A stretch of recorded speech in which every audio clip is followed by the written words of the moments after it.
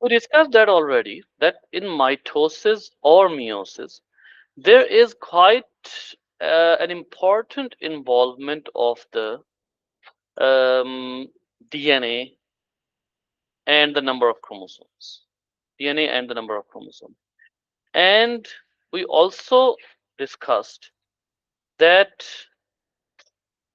we also discussed that we have total number of DNA, that is 46. 46 is the total number of DNA. But how did it become 46?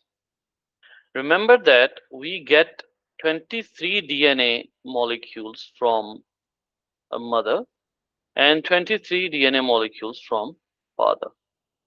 And when both the sperm and egg they fertilize, the very first organism that would be produced is called as a zygote.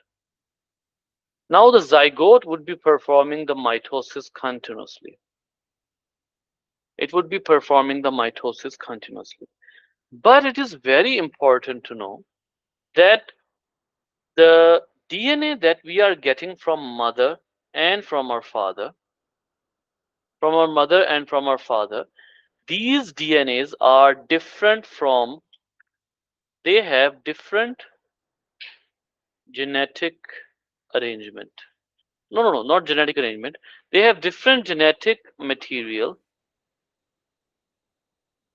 than parents. And I told you that why the sperm and eggs have different genetic material, because during the meiosis, the DNA gets shuffled. The DNA gets shuffled, and the overall genetic material of sperm and egg changes. Remember that a male releases 200 million sperms in one ejaculation. 200 million sperms. And there is a very surprising statement here that none of these are identical to one another in the sense of genetic material. So it's like 200 million separate genetic types. Exactly. So how do they 200 differ million. so much? Like how is it that there's so many possibilities that it can divide in 200 million? First of all, 200 million number is not depend 200 million number of sperms, it does not depend on the genetic material. This number of sperms is released so that we can make sure the fertilization would occur. These are two different events, yet correlated, but these are two different events. We could make 100 billion. We could make, that total sperms that are necessary for the fertilization are 70 million. Total necessary for to make sure that the fertilization would occur. Let's make it 80 million. 200 million is just like exaggerating the amount, increasing the amount double than the required amount to make sure the fertilization would occur. And many people, many males who are impotent, they are not able to fertilize the egg, they mostly have either immature sperms or they have less count of sperms. If their count rises up to 70 million, that would be easily the egg would be easily fertilized.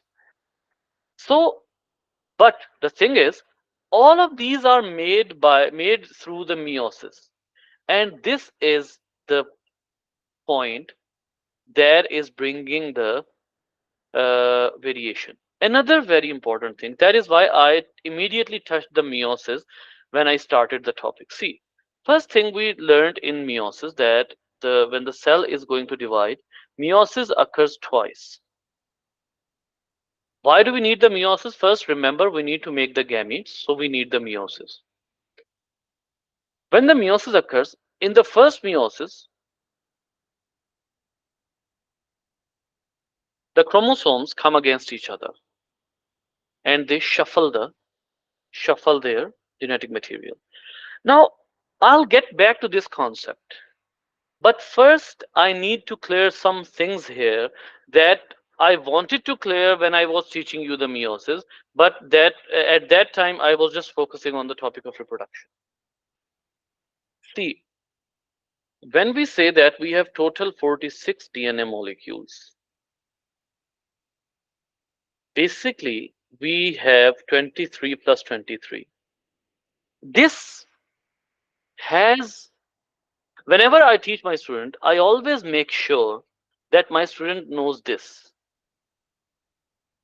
that it is actually not 46. We must not mention that we have 46 DNA molecules. Why am I saying this? See, like obviously, I don't tell this to the weaker students. When we say we have 46 DNA molecules, it means that we started counting from 1, 2, 3, 4, 5, 6 up to 46. Like it means that it's a single set. It's a single set. It gives an impression, it gives an impression that we have a single set of 46. No, no, no. That is the point that I try to avoid whenever I try to instill this topic into the minds of the students, that it is not one set. The actual single set of human being is 23 DNA molecules. It's not 46 DNA molecules. Make this, like it's imprint this in your mind. It's not actually a it's single set. The 46 should not be counted like 1, 2, 3, 4, 5, 6, 7, 8, 9, 10, then 20, then 30, then 40, then 46. No, it's not a single set. There are two sets. And actual single set of human is 23. So basically we get two sets of DNA. Okay, you got this point? Yes. Okay, now when we say two sets, most of the time we use the word set or sets when we have two groups of similar things, two or more groups of similar things. Suppose I say that I have one set of markers, suppose black, then blue, then green. One set of markers, whiteboard markers I have.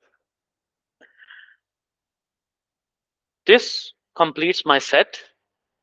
I go to the college or school, I teach. But I have a problem that sometimes I leave the markers at home. Sometimes, like I misplace one marker. So what do? I would keep one more set with me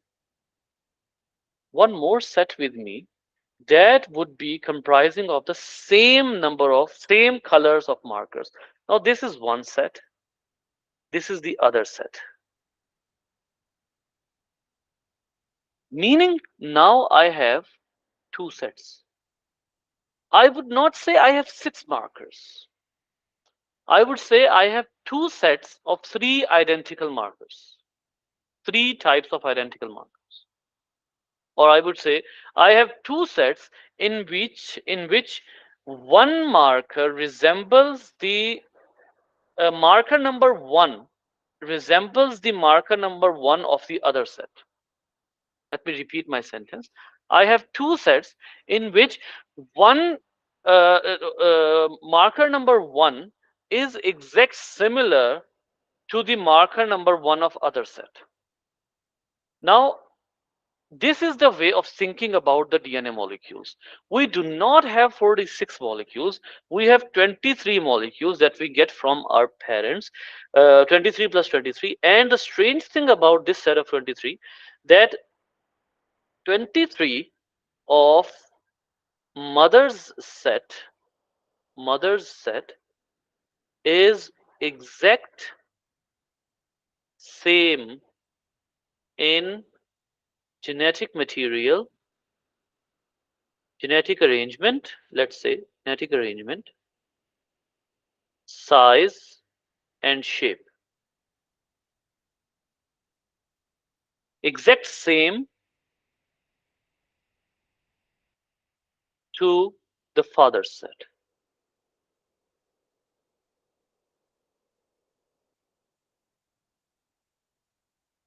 This is quite strange, but it is true. It is just like the marker set, that if we have got one marker set and we purchase another marker set with the same qualities, similarly we get 23 chromosomes or DNA molecules from one parent that is exact same in genetic arrangement, in size, and in shape, from the other parent. We'll get two sets of exact same, these exact same features. So always remember that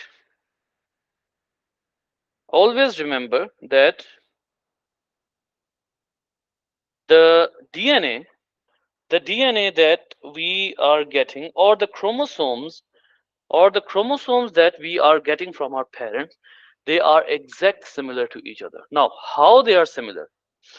Suppose, oh, sorry, I have to open the new Jamboard. Save the link to it. I'm just about to open.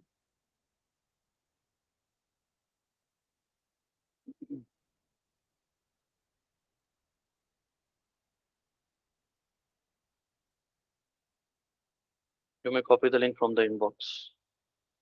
Yeah, saved it. Okay. So, how does it happen? Let's say this is the father's set of 23. Uh, 1, 2, 3, 4, 5, and so on. And the other set of 23 is mother's set of 23. 1, 2, 3, 4, 5, and so on.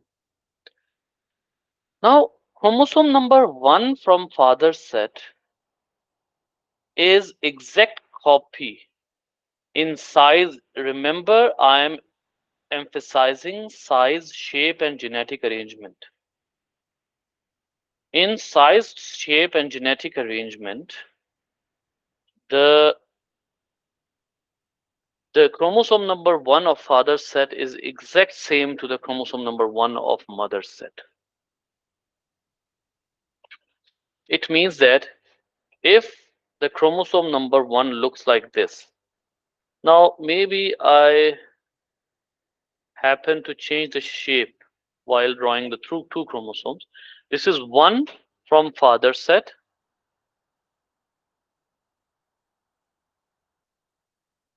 and this is 1 from mother's set. Chromosome number 1 from mother's set. Just ignore the slight variations. So these are exact same in the size, shape, and genetic arrangement. And you know what do we call them? We call them homologous chromosomes. Exact same type, size, shape, and genetic arrangement. Okay, now this is going to be very strange, but very interesting. Very interesting that the gene, the gene that present on this chromosome, let's say this is position number 1. The gene A is present at position number 1, then it is true for both the chromosomes. Position number 1 is dedicated to gene A. Something very straightforward. No other gene can occupy the for location of gene A. Suppose this is the position for gene Z, not Gen Z, gene Z, and this is the same position. This is dedicated. The last position, let's say we announce that last position on chromosome number 1 is dedicated for gene Z.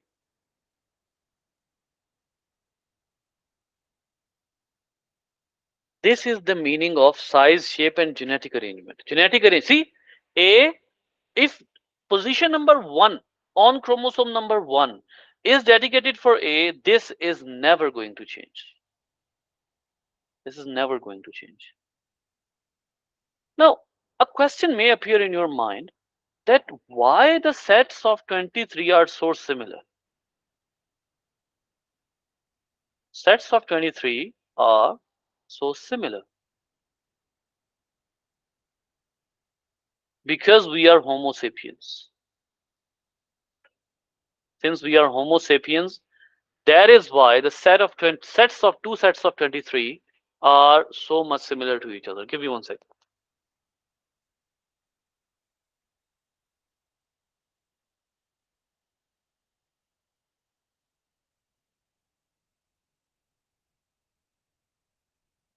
So that is the reason the set of 23 so similar in men and women.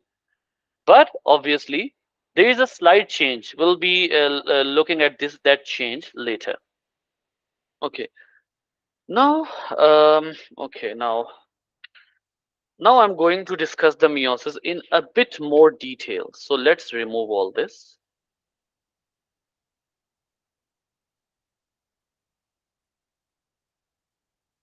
One more thing. Why do we call the gametes are haploid? I guess you know the answer to that already.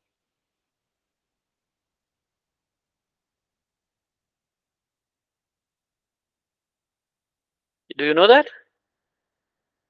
Why do Because we they call? because they Mhm. have only the single set of chromosomes, right? They only have one set of chromosome, yes. So which one And is the zygote diploid again? I forgot. diploid is when you combine both the same sets into one nucleus. Oh, no, so like Like what's an 23 from example of a diploid? example of a diploid. Yeah.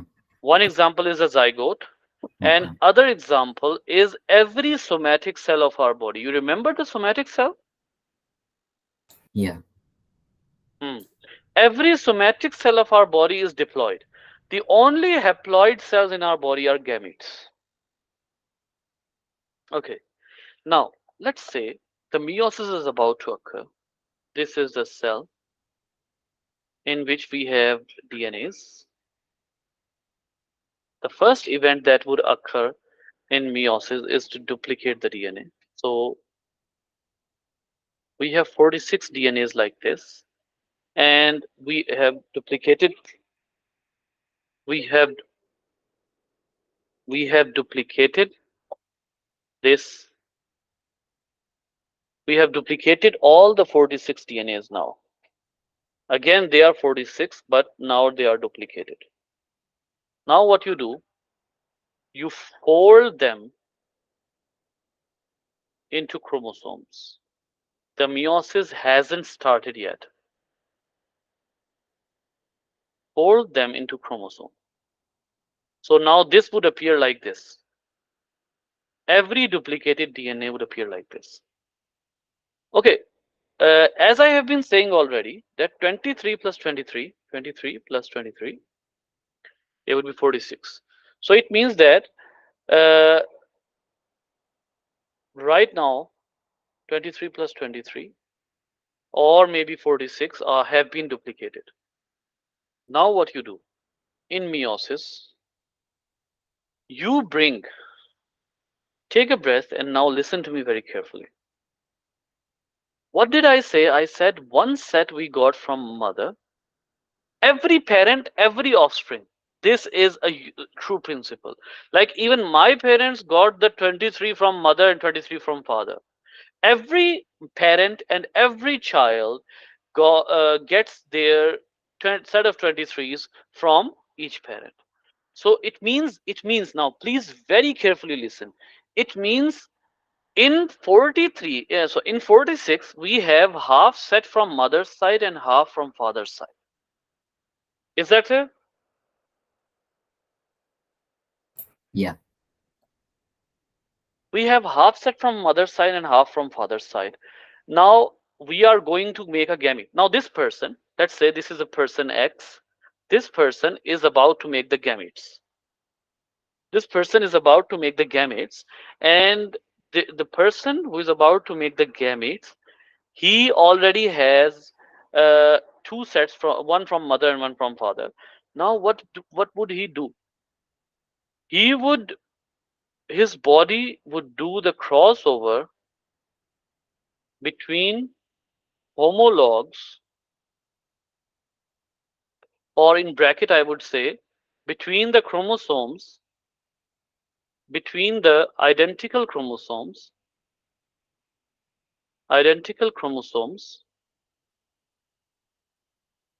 from mother and father,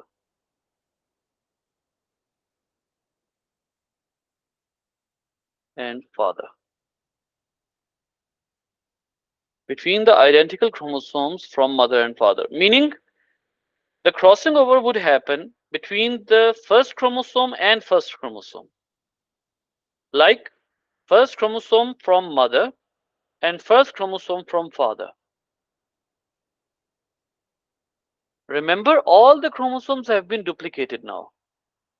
They all have been duplicated. So in duplication, there is no difference. In duplication, there is no difference. We duplicated all 46. We are now crossing them over. Now what would happen? They would come close to each other. Okay, how many from the mother we need to cross over with how many of the father? 23 into 23. 23 of the mother's chromosome would be crossing over with the 23 of father's chromosome. Okay, so now the crossover would happen. Crossover would happen, and when the crossover would happen, you know very well, at the next phase, after crossing over, after crossing over, the chromosome would go to opposite side. Like when they cross over, they are going to look like this.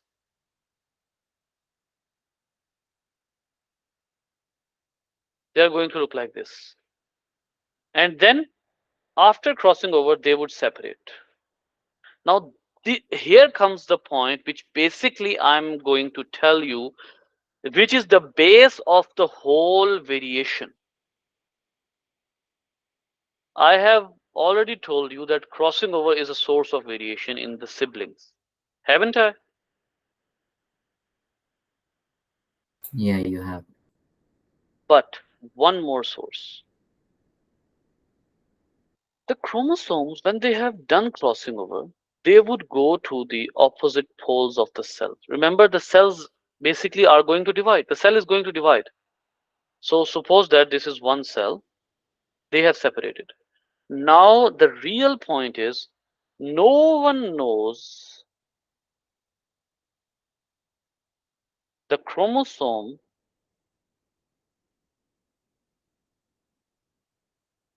how no one knows how chromosomes crossed over. By how I means which genes crossed over and to which end they would go. To which end they would go. What does it mean? It means that once they have done the crossing over, let me draw it again. This is the crossing over. Now they are separating. No one, oh, sorry. Now they need to separate. So,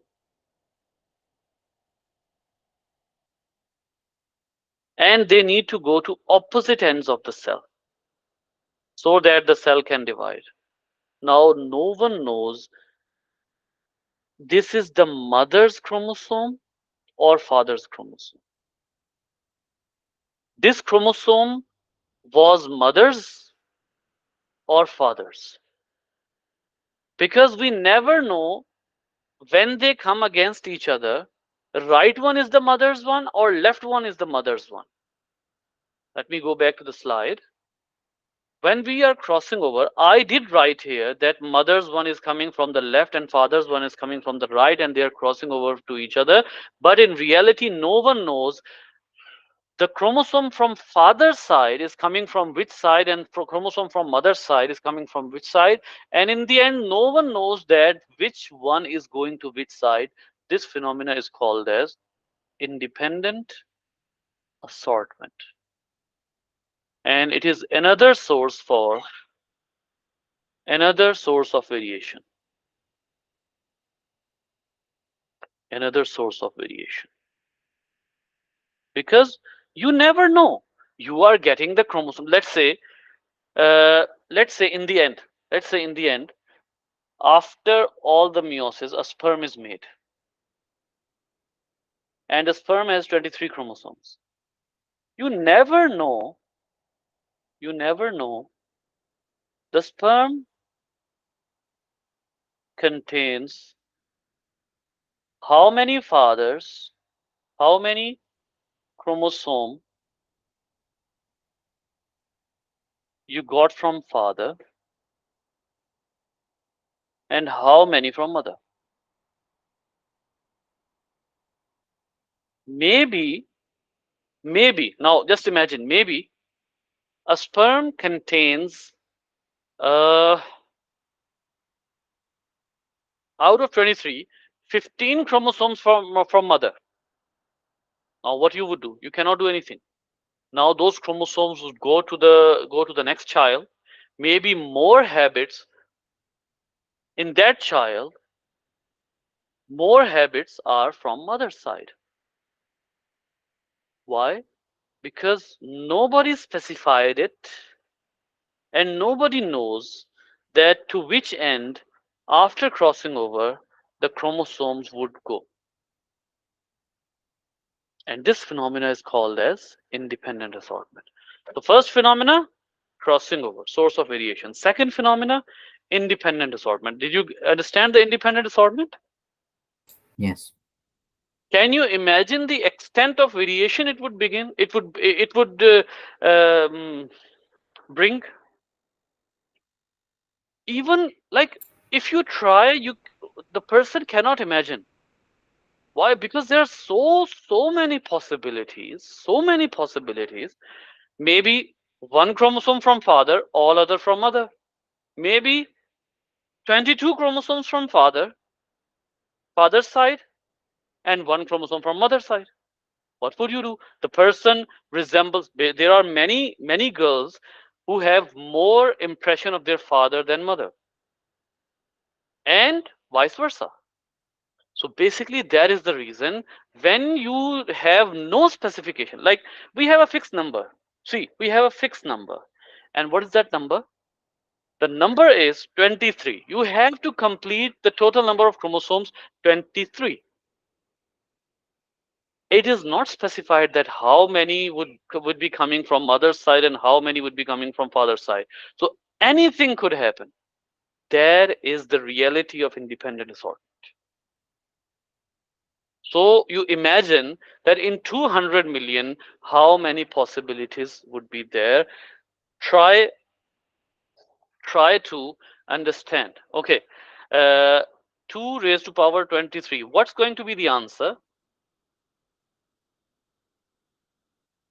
2 raised power 23 should be, calculator says 800, no wait, 8,388,608. That is the total possible combinations in 200 millions. Okay, so 8 million basically. Yes. And that is obviously the probability, the estimation. So, okay, now what is the next source of variation? There should be another source. Yes, there is another source. The another source of variation is the random fertilization. Like no one knows which sperm is going to fertilize the egg. Obviously, the egg is one, but out of 200 million, which one? And it is a reality that it has to be one out of 200 million.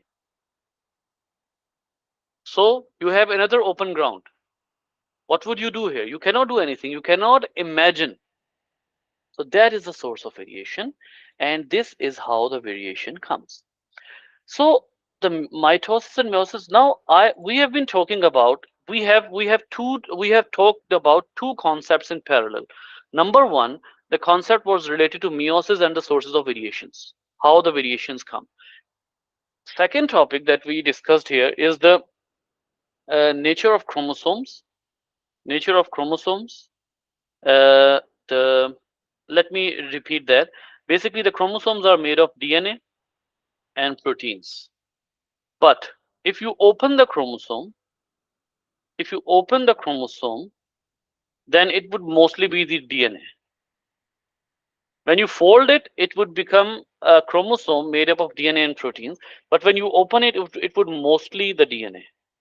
And remember, I guess I have already told you that why do we use the chromosome to transfer the DNA from one generation to the other? Did I tell you that? Yeah. And what was the why do we make the chromosomes? What do you mean? Why do we make the chromosomes? Why do we need to make the chromosomes to transfer the DNA from one generation to the another?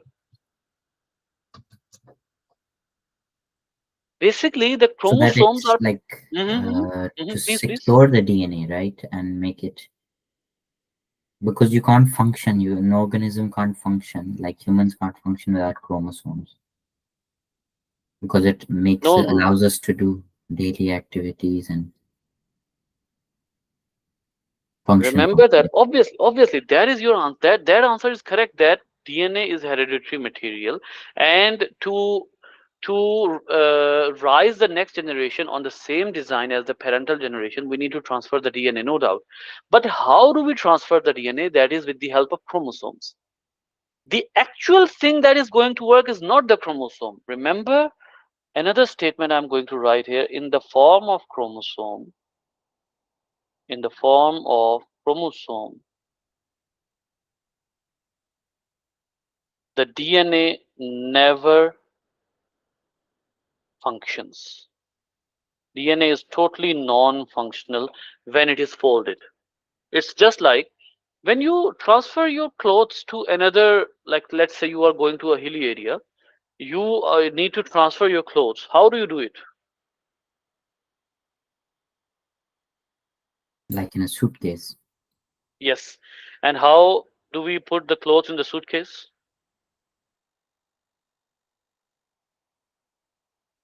we just fold them and put them there. Yes.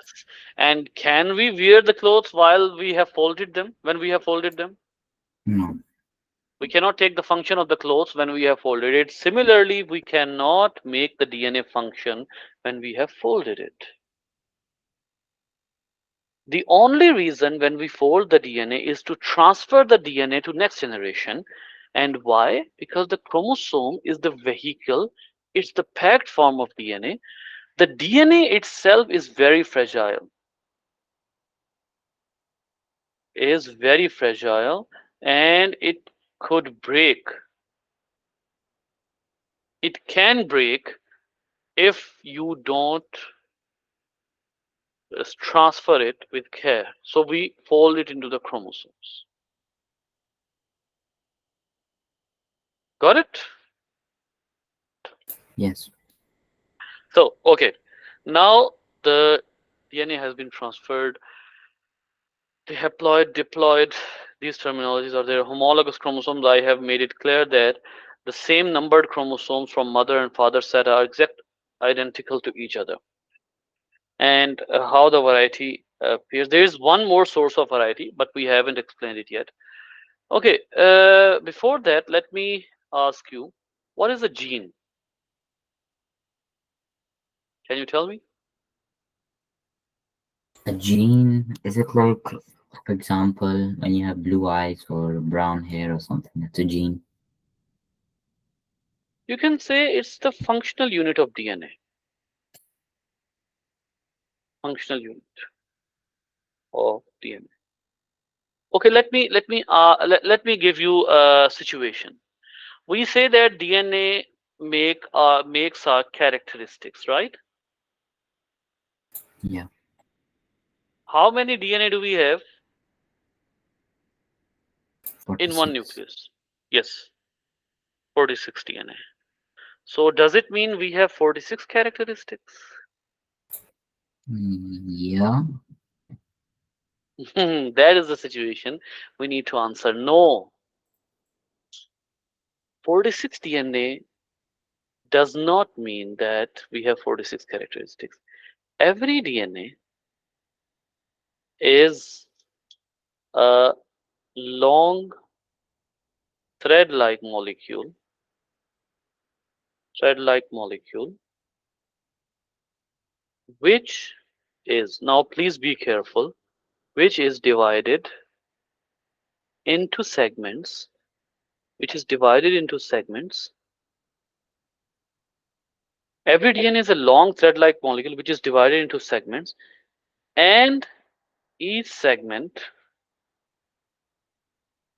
each segment uh, works for different characteristics. Different characteristic. Characteristic. And that segment is called as gene. Suppose we have 46 DNA and we have uh, 1000 segments or genes per DNA. So how many genes we would have? 46,000 genes? So maybe it means that we have 46,000 characteristics.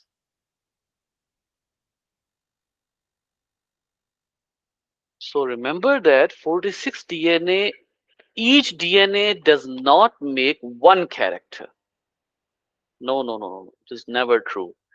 Each DNA, like one DNA does not mean it would be determining, or it would be building one character. One DNA means that it may be building almost 500 to 1000 characteristics in our bodies. Is that clear? yeah. And also remember that DNAs are of variable length. This is important to know. DNA are of variable length. Why why do I say that? Because some DNA may have more genes than others. Let me tell you how many genes do we have. We have 25,000 working genes. We have many other genes that are non-working. 25,000 working genes. So divide the 25,000 by 46.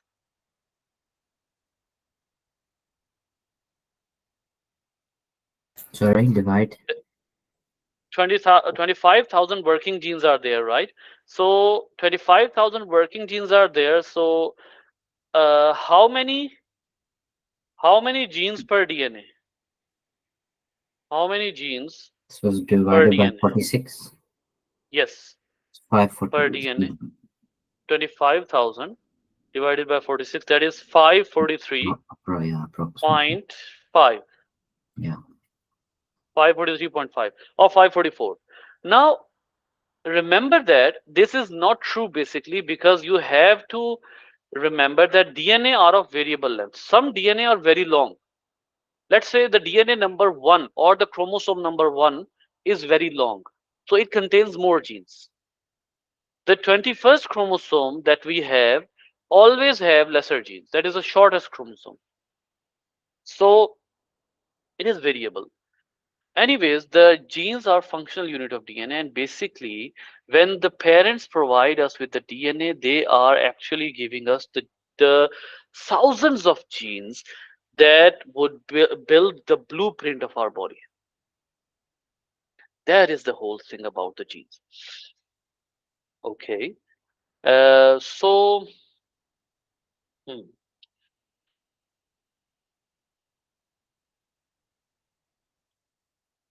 hold on.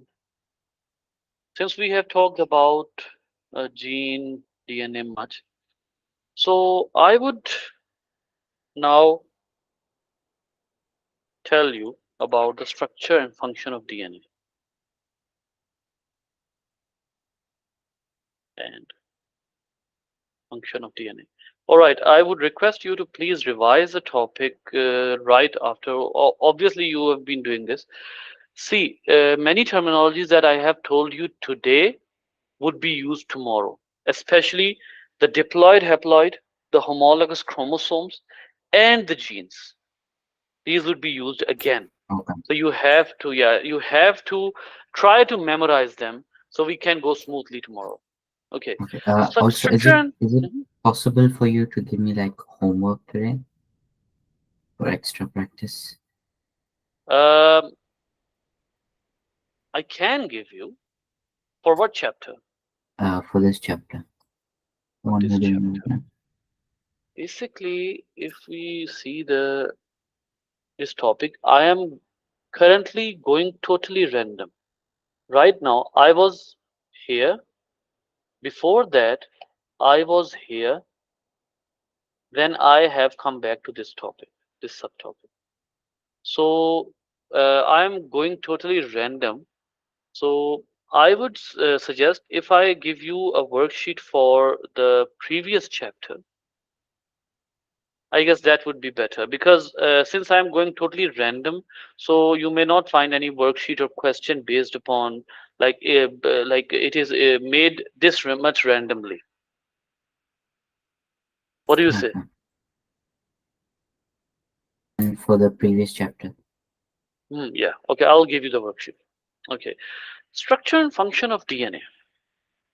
Let's talk about the structure DNA. If I ask you to define the DNA, how would you do it?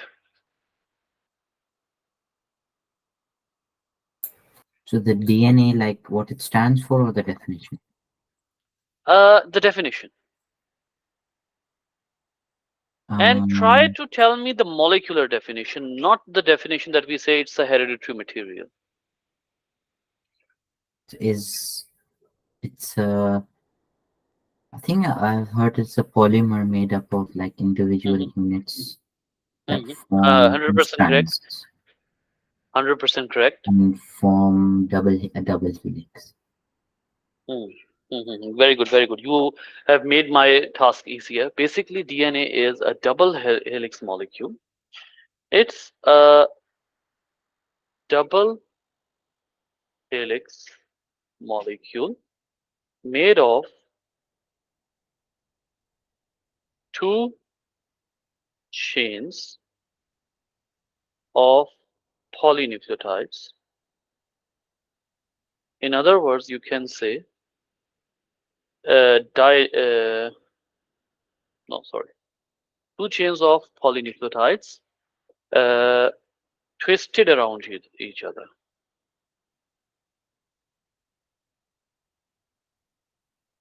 around each other. That is the DNA.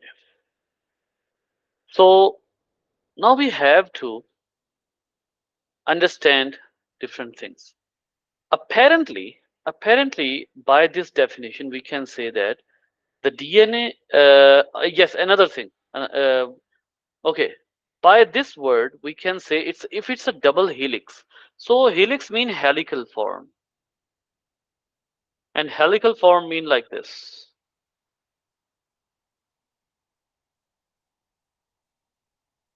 But we are also saying it is made of two chains of polynucleotides. What is a polynucleotide? First, Second, these two chains are twisted around each other, so it means that they are present in this fashion.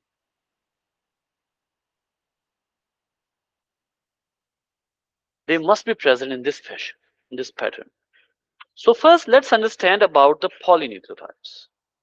See, when we say polynucleotide, polynucleotide means this is a polymer of nucleotides.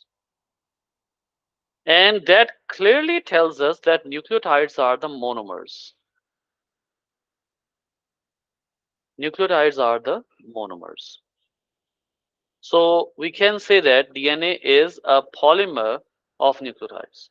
So just like we say that proteins are made of amino acids, so amino acids are monomers.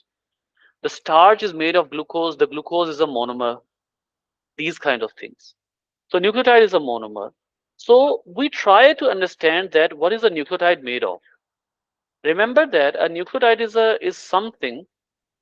I would simply tell you it is made up of a sugar.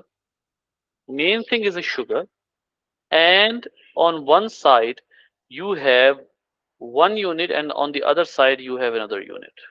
So it means the basic structure of the nucleotide is the sugar. Remember that this sugar is a 5 carbon sugar and often named as ribose. And in DNA, this sugar has another name, deoxyribose. Deoxyribose.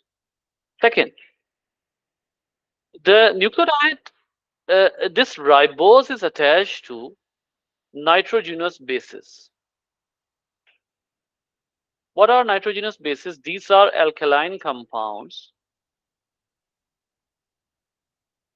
Alkaline compounds.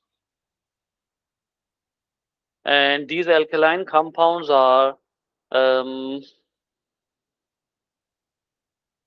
organic. These are organic alkaline compounds. And their main atom, their central atom or main skeleton of this molecule is nitrogen. It's a nitrogen. So there are four types of nitrogenous bases that can be added to that are present in the one of the four. Remember, only one nitrogenous base is supposed to be attached to the nucleotide, but one out of four could be attached. A, G, C, and T. And okay, yes, A, G, C, and T. These are four types of nitrogenous bases, and any of them could be present at the in the nucleotide. So this is the site of nitrogenous base. Nitrogenous base attachment. The third thing that you would find in a nucleotide is a phosphate group. Phosphate group. So this is the site of attachment for a phosphate group.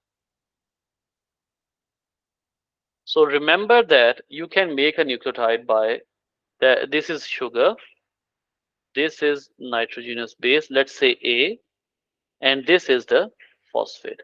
This thing is the nucleotide. Got it? Yes. Now, another thing, if this thing is a nucleotide, then how do they attach to each other? Let me give you an open form. Let's say sugar, then nitrogenous base, then phosphate. Now this phosphate would be attaching to the sugar above. And similarly, another phosphate is attaching to the uh, from the sugar below, nitrogenous base, and so on. So it okay. Now, if I want to simplify it, I would just name them like A, G, C, T. Each alphabet is representing a nucleotide. Each alphabet is representing a nucleotide. So AGCT are 4 nucleotides. You combine them with the help of enzymes, and you'll get a long chain AGCT TCGA and so on. So what would you call it? It's a polymer of nucleotide, or what can you call it?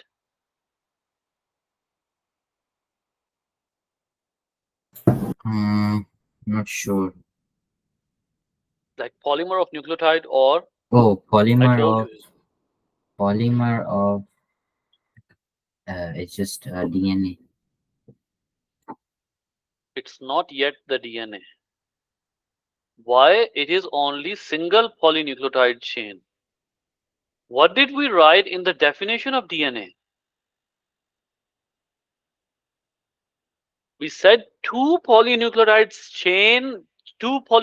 chains have to twist around each other. This is just one chain. We made the nucleotides by adding sugar, nitrogenous base, and phosphate group. We started attaching the nucleotides in this manner. Each alphabet is representing a nucleotide, or maybe a nitrogen. You can say nitrogenous. Basically, these alphabets are for nitrogenous bases, but let's say each alphabet is representing a nucleotide. So when you attach them with the help of enzyme, you make a polynucleotide. Is it clear now? Yeah. Okay. Now, once the polynucleotide is made, now what about the other polynucleotide? Because it is not the DNA. Other polynucleotide. This is not the DNA. We have to do something about it. So the other polynucleotide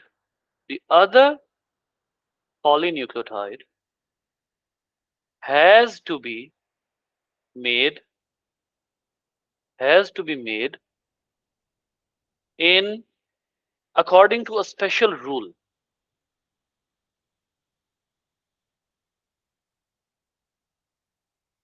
According to a special rule. And why is that? This rule is called as complementary rule. And what is the meaning of it?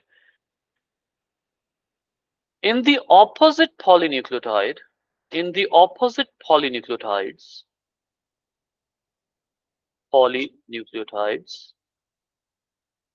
the A would always come against T and G against C.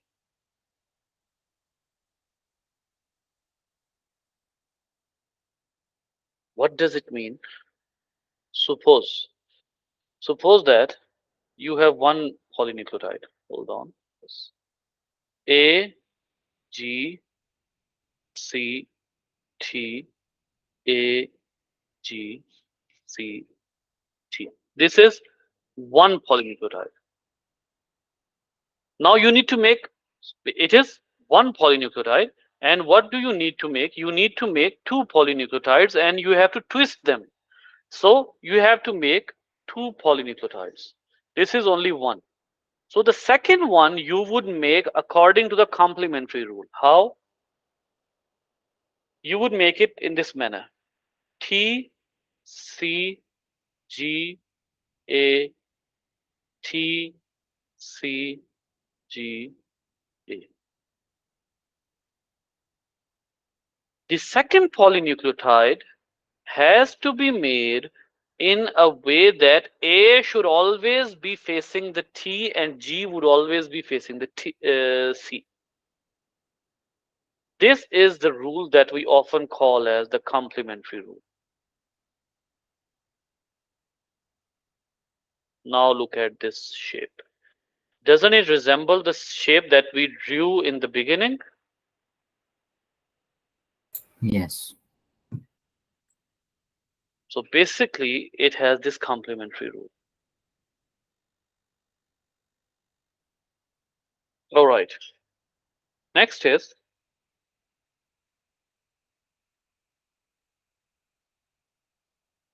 hold on.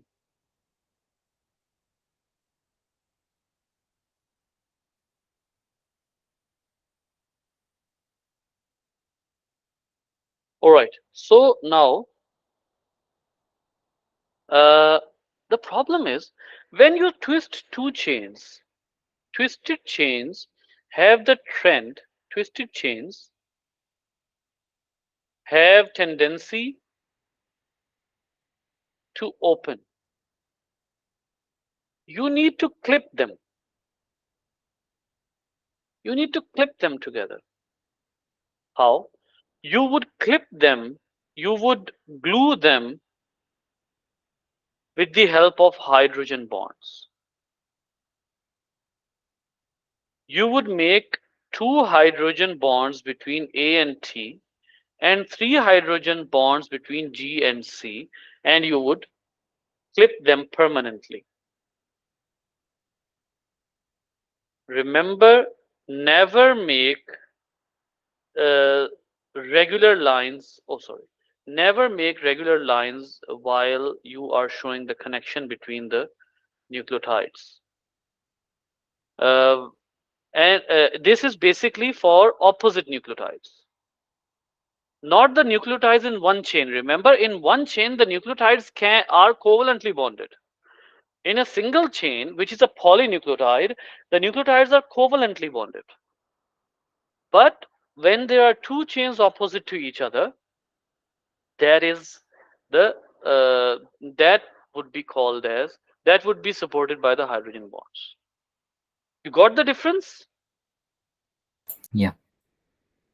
Now, this is the structure of DNA, and basically, uh, these are like there can be millions of nucleotides.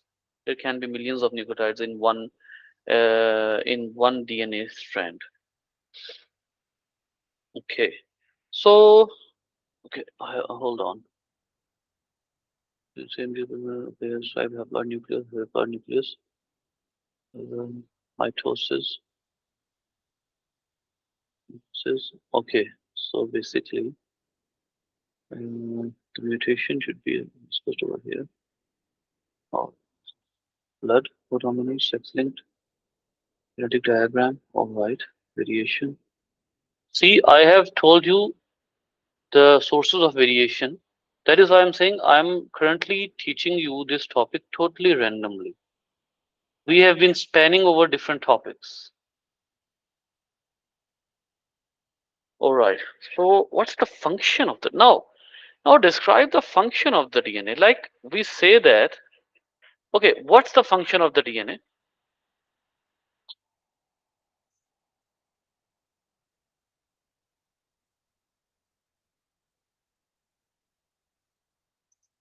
Hmm? To store the genetic information.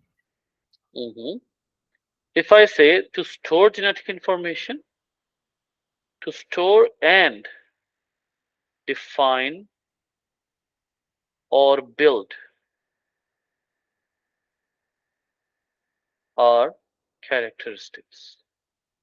Is that right? Yeah.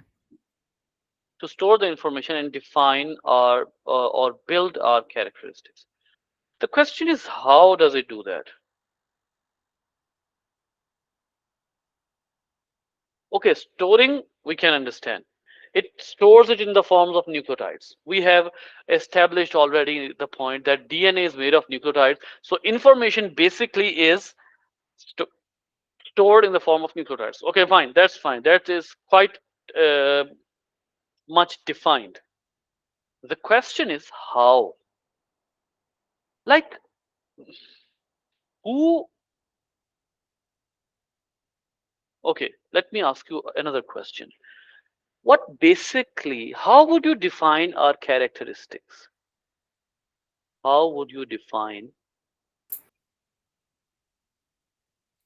our characteristics? Unique.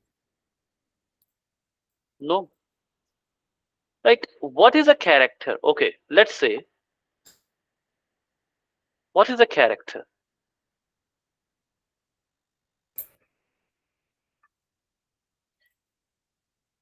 Like a person. Hmm. Uh, yeah, just a person. Or some like a characteristic is like a personality of a person, or just like their unique details. Read this question. I said, what is a biological character? A biological character is anything, any Observable expression, traits. yes, any expression shown by the DNA, by the DNA. The question remains same. How the DNA shows that? The question is still the same.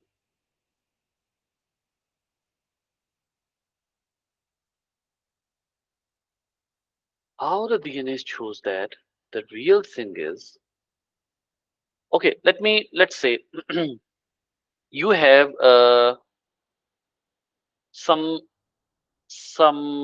text in Chinese. You have some text in Chinese, and you need to follow the instructions in that particular document. What would you need to do? Find a translator to translate it. Yes, you 100% are going to need a translator.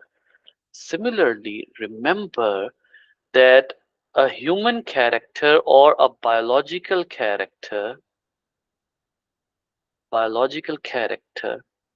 is basically a protein made by the DNA.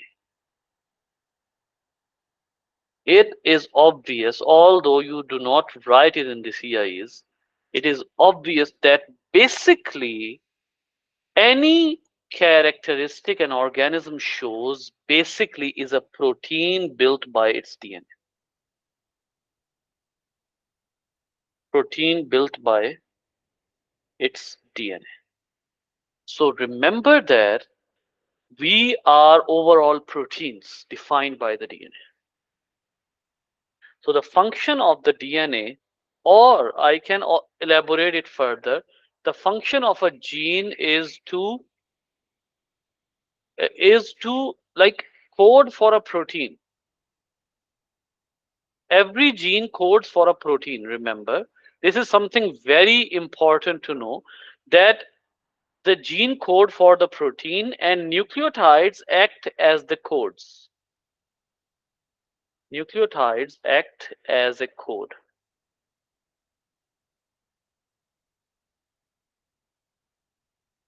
Okay. Now, first of all, now another question can be asked: how a protein is made? How a DNA codes for a protein? Okay, can you tell me that what is a protein factory?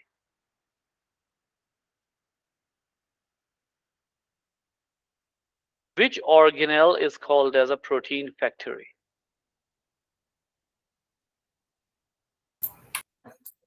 Uh,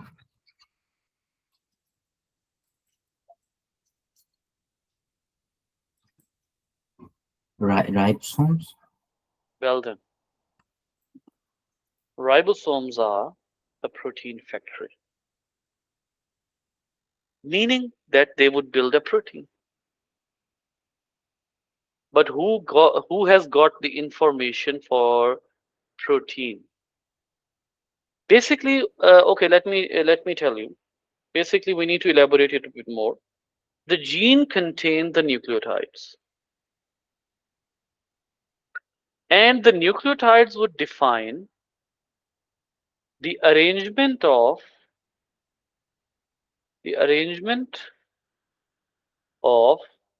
amino acids in a protein. in a protein. So basically, most people define the gene as a segment of DNA. A segment of DNA contains the information in the form of nucleotides, in the form of nucleotides,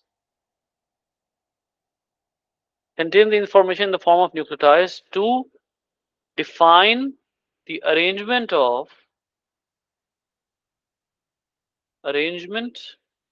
of nucleotides in a protein. Oh, sorry. Uh, uh, Define the arrangement of amino acids in a protein.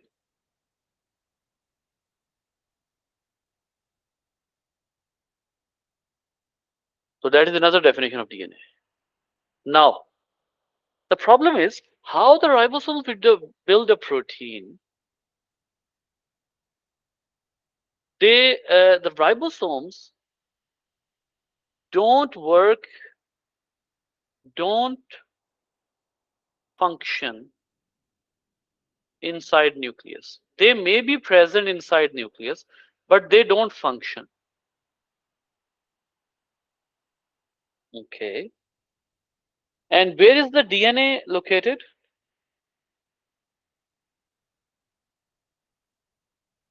Sorry, Where could is you the repeat DNA them? found? Where is the DNA found? On the nucleus? DNA never leaves the nucleus.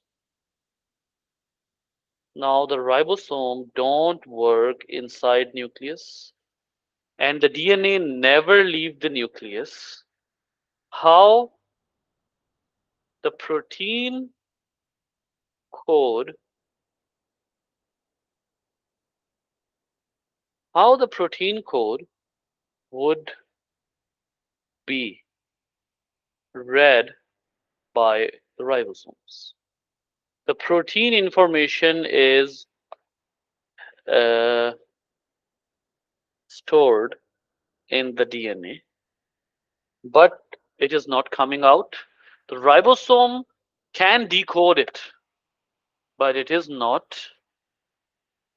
going in the nucleus. It's just like if you have that document written in the Chinese, but you don't want to go to the translator also is busy and he does not want to come to you, then you send a person, you send a messenger. So what does the basically the DNA do? Suppose this is the nucleus. You may remember that nucleus contains pores, and this is the DNA.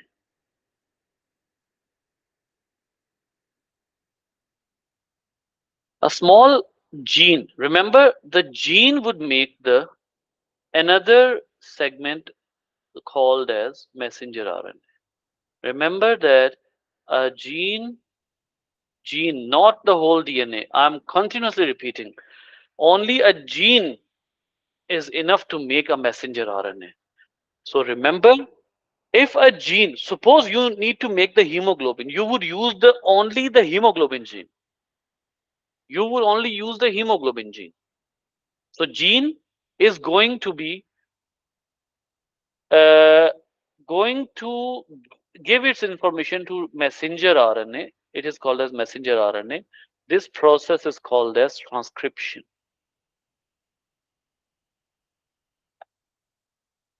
And this messenger RNA would move outside.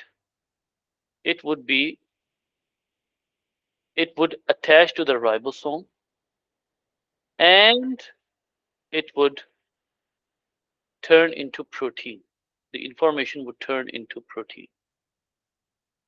This is messenger RNA. These are ribosomes. And information, this is a protein. Remember, when the messenger RNA is turned into the protein, the process is called as translation. By the way, why do we call it translation?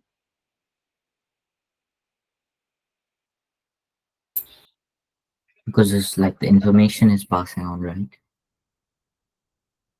What is the what is the uh, what actually is the meaning of translation? We transfer one language into the other, right? Yeah, Is the same phenomena happening here? in a way, yeah. How would you say in a way?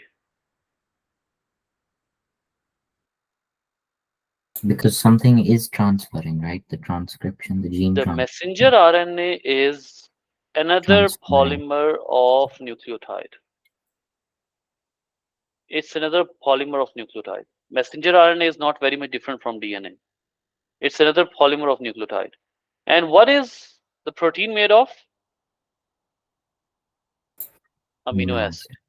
So you are basically translating the language of nucleotides into the language of amino acids.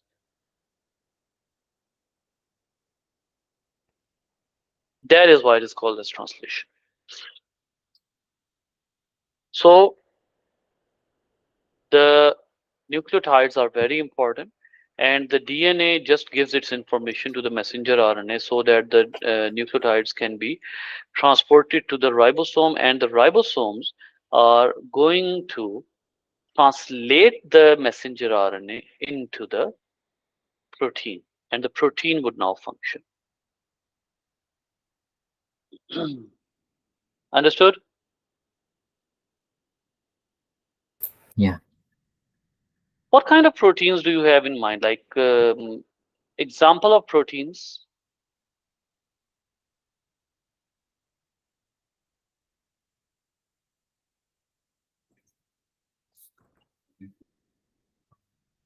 like cell, basically. Cell, a tissue.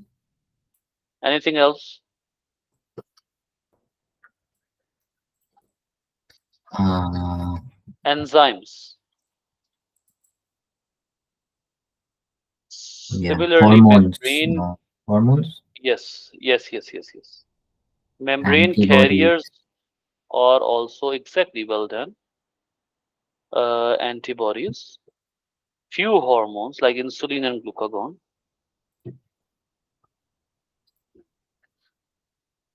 So membrane carriers, others, these are proteins. Muscles, muscle proteins, collagen. Collagen is another example. Keratin.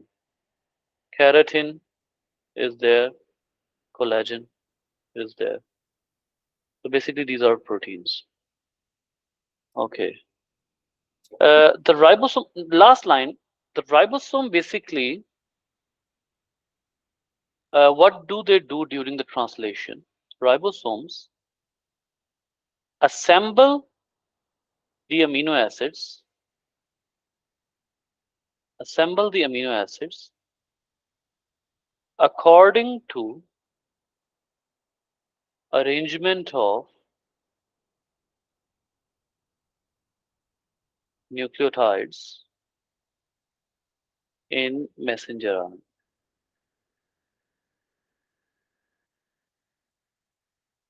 So there is the function of the ribosomes. Any problem? No, no problem. All right. Okay. All right. Thank you very much. Thank you. Assalamu alaikum.